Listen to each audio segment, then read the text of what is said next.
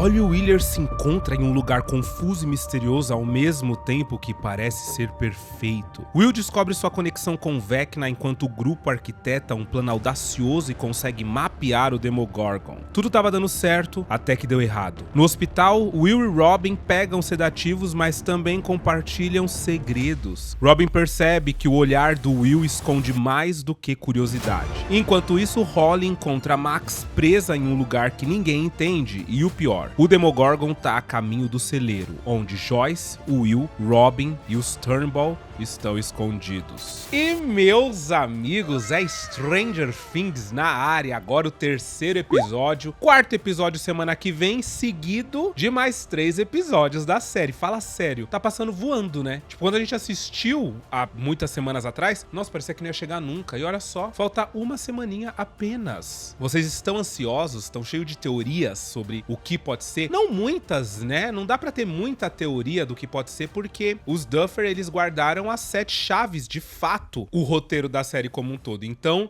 o segundo trailer saiu e, tipo assim, a gente assiste e eu assisti e fiquei tipo, nossa, que legal, a Nancy atirando, né? O Will com o olho branco de novo. Gostei. O Dustin falando pro Steve que se ele morreu, morro. O outro falando, mas se você morreu também, morro. Eles se deparando com uma força, com uma energia, uma bola de energia e falando, tudo que a gente pensou sobre o mundo invertido até agora estava errado. Então, assim, não tem como a gente teorizar, né? Só tem como a gente esperar pra ver qual é que vai ser. Eu gosto. E nesse episódio, que a gente vai comentar hoje, também não tiveram tantas respostas. As respostas mesmo vieram no 4. Respostas com mais perguntas. O 4 é muito legal. Então, meu nome é Arthur Viana, se ajeita aí, vamos voltar pra Hawkins, que tem mais coisas acontecendo. E a gente vai comentar todas elas agora. E aí, tá falando sério?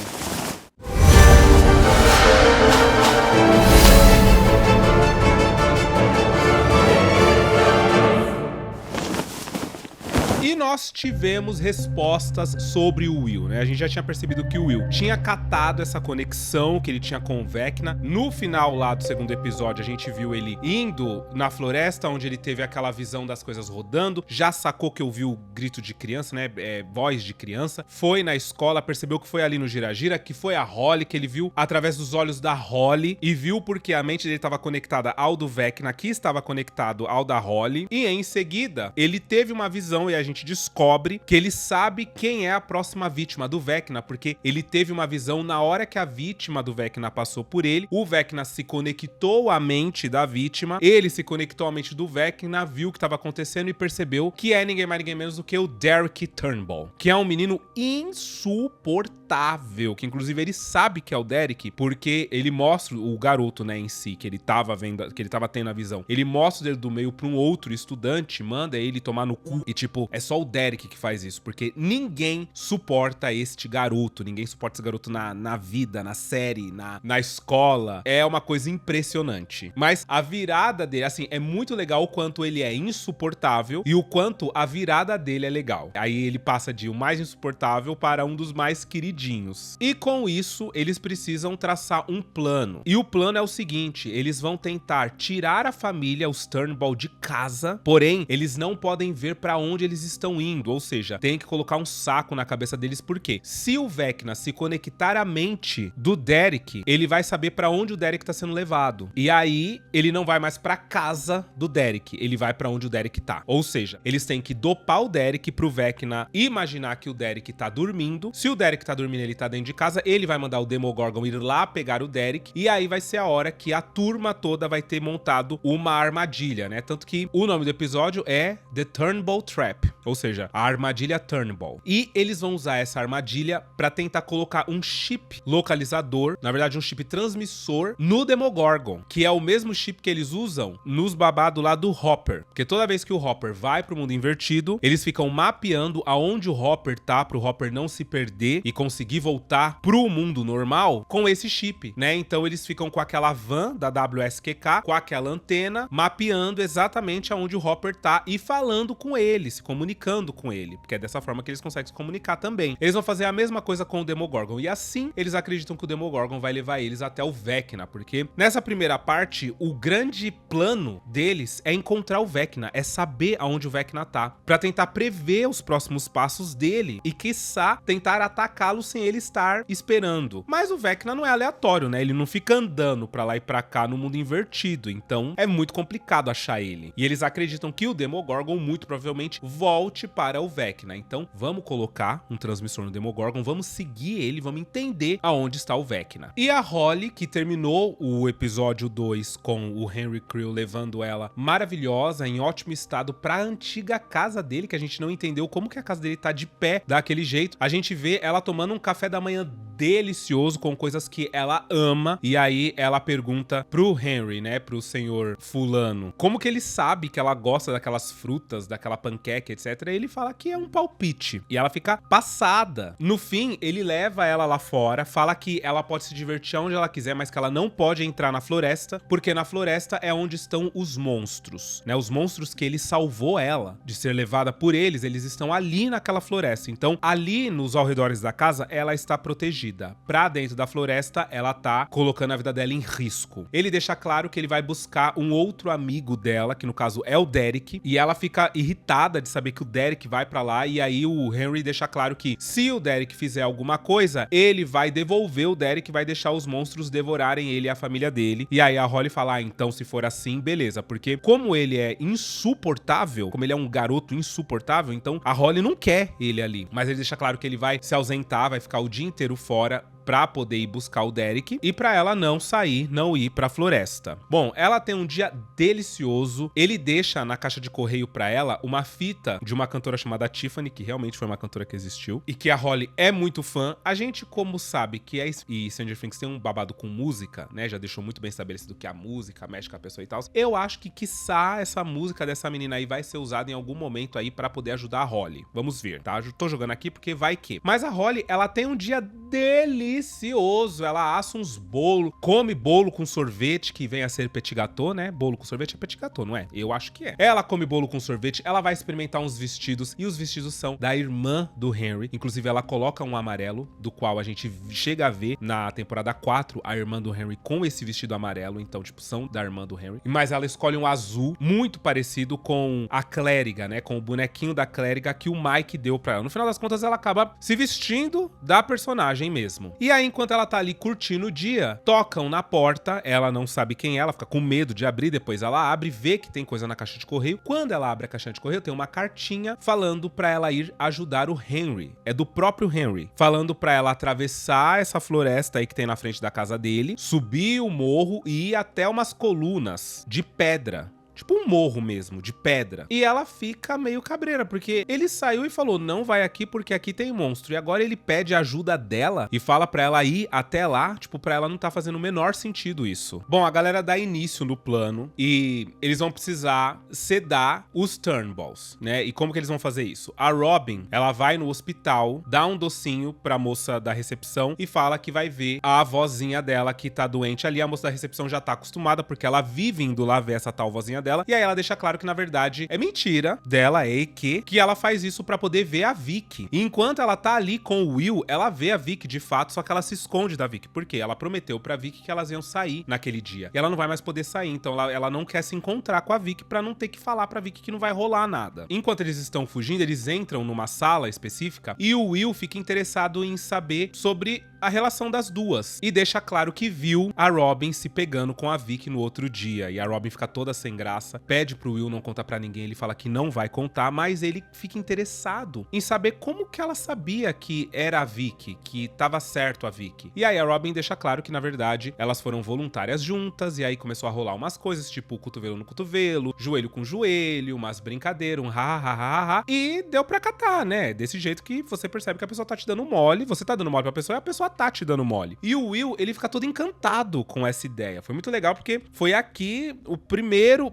eles plantaram lá no episódio 2, né? O Will vendo, beleza. Aí aqui no episódio 3 já desenvolve melhor ele querendo entender como que é isso, como que ela percebeu que a Vicky era a garota, que a Vicky, na verdade, queria namorar com ela, porque não que a Vicky era a garota. Ele quer entender como que ela teve coragem de falar com a Vicky, como que ela percebeu que a Vicky também queria. Porque o lance dele é entender se existe alguma chance com o Mike, se o Mike quer alguma coisa, porque o Mike é o garoto pelo qual ele é apaixonado. E ali naquela sala onde eles estão, por incrível que pareça, né? Aí Nossa, o unicórnio da coincidência também trabalha horrores. É a sala aonde fica a véia mesmo que ela vai visitar e aonde estão os sedativos, né? Que é assim de sedativo. E como não tem enfermeira, eles falam que a enfermeira é desleixada. Mas assim, mais do que não tem enfermeira, gente, mais uma vez, esse hospital de Hawkins, ele é babado, né? Porque ele não tem segurança, ele não tem enfermeira, ele não tem médico, ele não tem ninguém nesses corredores, não tem ninguém assistindo esse povo que tá internado. Como que você basicamente passeia nos corredores da ala de internação? É muito impossível uma coisa dessa, mas aqui em Stranger Things é possível porque eles querem ser uma série teen,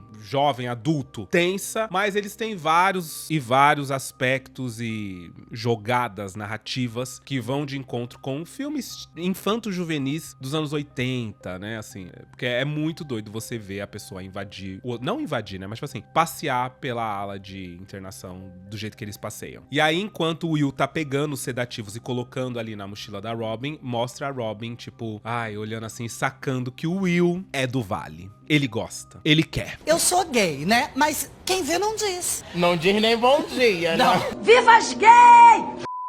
Eu achei fofo demais. Eu achei muito fofo. Tudo envolvendo isso eu achei fofo. Bom, outra parte do plano envolve convencer a Erika, irmã do Lucas, de fazer parte do plano. E aí, a Erika tava tendo aula com aquele professor que todo mundo ama, que apareceu na 3ª temporada. Ela sai pra poder ouvir o Lucas e o Mike. E aí, é aquele jeitão da Erika, né? Aquela personalidade terrível que ela tem, que ela dá 1 minuto pro irmão dela convencer ela do que é que ela tem que fazer pra ver se ela vai querer. Ele não convence, porque ela tá brigada com a irmã do Derek. E aí, ele pede, pelo amor de Deus, pra ela pedir desculpa. Ela fala que jamais. Aí quando o Lucas deixa claro que depois dela fazer o que ela vai fazer com a irmã do Derek e a família dela, a irmã do Derek nunca mais vai olhar pra cara dela. Aí ela fala, então se for assim, sim. Se eu vou acabar com ela, aí eu topo. E aí ela topa. E aí o Murray também aparece lá pra poder levar os suprimentos, né? O arame pro Jonathan, as balas da Nancy, umas bexigas que eles pediram, um negócio que o próprio Dustin também pediu. E aí mostra o Dustin também fazendo com que o carro do Steve se torne o carro qual eles vão utilizar pra perseguir o Demogorgon, né? Eles aqui no mundo normal e o Demogorgon no mundo invertido, porque a van da WSQK não vai dar conta, é uma van muito lenta, ela morre em subir, então não vai dar certo. A relação entre o Steve e o Dustin tá meio esquisita, né? O Dustin, ele tá esquisito nessa temporada, ele tá amargurado, ele não consegue... É assim, eu entendo ele ser desse jeito na escola, sabe? Mas eu não entendo muito ele ser desse jeito com os amigos, sabe? Com os amigos eu acho que ele podia se libertar um pouco mais, assim como a Nancy também, tá? Nesse terceiro episódio, a Nancy também, ela tá muito assim, sabe? Olha, e aí, tipo assim, a gente sabe, pô, a família dela foi atacada e tal, mas ela não consegue, sabe, dar uma piscada, dar um sorriso, um negócio de tipo, tá, vamos lá, vamos fazer e tal. Não, ela tá... E aí, ela tá assim, o Dustin tá assim, o Hopper e a Eleven também tá de novo, né? Depois eles terem aquele momento fofo, legal, que eles conversaram. Eles têm outros momentos aqui onde tá os dois assim, gente, que isso? Pera aí também, né? Eu sei, tá tenso, babado, mas é uma série e a gente quer gostar dos personagens. E quer queira, quer não, a gente gosta quando o personagem é convidativo, digamos assim, né? A gente entende quando o personagem tá passando por um momento, mas o tempo todo, sem um alívio, eu acho meio punk, tá? E aí, enquanto tá acontecendo todo esse pré-plano da armadilha lá dos Turnballs, a Eleven e o Hopper, eles estão presos lá no mundo invertido, certo? Eles chegaram naquela parede de carne gigante, o Hopper deu facada, a Eleven tentou abrir a parede com os poderes dela, não funcionou. Enquanto eles estão ali, eles são atacados pelos militares. Eles chegam com os carros e um bagulho assim, ultrassônico, é tipo um bagulho ultrassônico, que solta um raio ultrassônico que vai direto na Eleven. Então, tipo, faz ressonância com quem a Eleven é, e ela sente que é por causa dos poderes dela, etc. Ela cai no chão, é tipo uma kryptonita que deixa ela muito fraca. Só que, tipo, não só inibe os poderes da Eleven, fazem com que ela sofra. E aí, enquanto eles estão escondidos ali, os militares escutam a Eleven gemer e abrem fogo. O Hopper consegue dominar ali a situação. Ele atira contra o militar que tá com o babado sônico no carro. O negócio explode, a Eleven fica liberta finalmente. Quando ela sai, aí ela dá conta dos outros militares que estão ali. Eles vencem até de forma bem fácil, né? Só que aí tem um dos militares que sobrevive e eles querem saber o que é aquela parede de carne. O Hopper já desistiu de tentar atravessar aquilo porque não tem jeito. A Eleven também já desistiu, mas eles sabem que tem alguma coisa pra lá, que aquela parede